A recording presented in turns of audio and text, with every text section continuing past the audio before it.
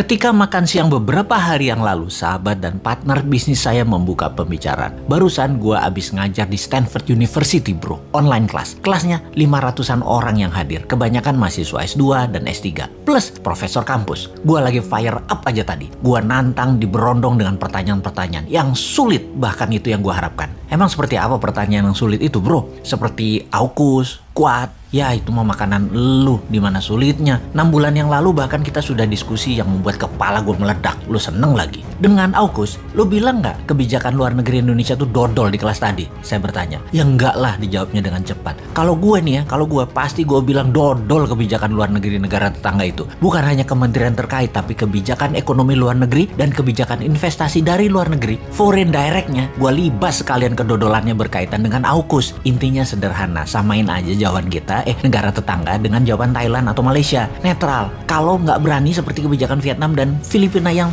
terus terang mendukung AUKUS.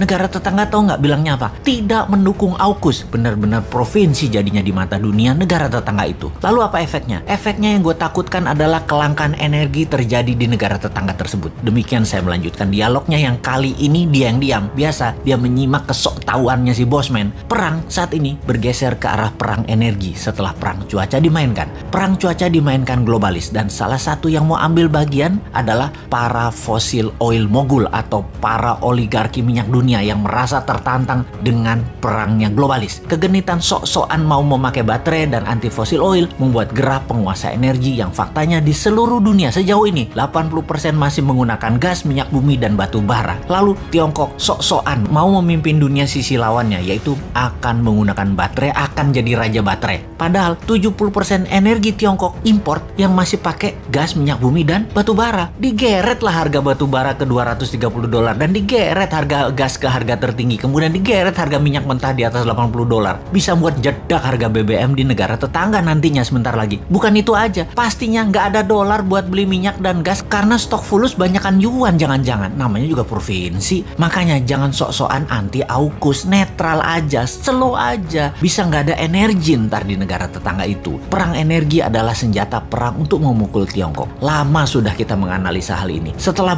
perang biologi, perang pangan, perang cuaca, yaitu perang energi sekarang. Nanti berlanjut dengan perang teknologi seperti dihacknya sosmed WA, IG, dan FB baru-baru ini. Perang space atau angkasa atau satelit dan lain sebagainya yang telah kita urai banyak di video-video dan tulisan sebelum ini. Perang energi yang baru diluncurkan ini ada 2 front untuk mengepung Tiongkok. Satu lewat Timur Tengah, yang satu lewat Rusia. Rusia raja gas membuat harga gas naik ke $50 per MMBTU. Sementara di Timur Tengah dipimpin Saudi, oil dinaikkan ke atas $80 per barelnya. Mungkin ke 100. Strategi awalnya dengan mengepung dalam tanda kutip menyerang Eropa tapi minus Inggris. Inggris kan AUKUS. Yang efeknya beberapa negara Eropa mulai membunyikan alarm peringatan akibat hal ini. Perancis dan Spanyol menyebutkan kenaikan harga gas ini akan berdampak naiknya tarif dasar listrik yang berujung inflasi. Hal ini diperparah dengan Eropa yang sebentar lagi memasuki musim dingin, di mana kebutuhan akan gas meningkat pesat. Dalam krisis ini siapa yang memainkan? Ya bener, konconya Trump, si Putin Rusia itu bersama oligar petroleum Amerika yang di belakangnya Partai Republik yang pastinya gengnya Trump yang memainkan. Fakta lain lagi, Rusia merupakan supplier gas alam terbesar Eropa. Persentasinya lebih dari 43%. Di mana bulan lalu 40 anggota Parlemen Eropa telah menulis surat dan menuduh perusahaan Rusia Gazprom memanipulasi harga gas.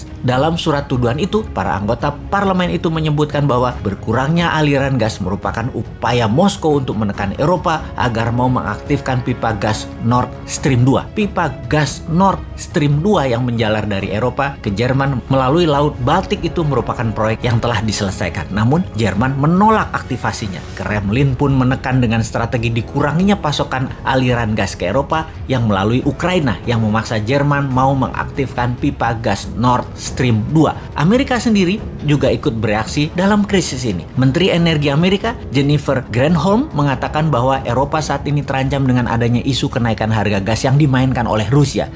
Bisa aja nih Amerika, padahal Amerika yang ngasih go ahead dan Amerika juga yang diuntungkan dengan seal gasnya yang masih berjibun. Di sisi seberang negara tetangga kita jadi punya kemungkinan akan terjadi kelangkaan energi karena efek kepungannya AUKUS beberapa bulan ke depan di tahun 2022. Itulah dodolnya karena menjadi provinsi Tiongkok. Semoga sekali lagi salah lagi nih analisa si Sontoloyo ini.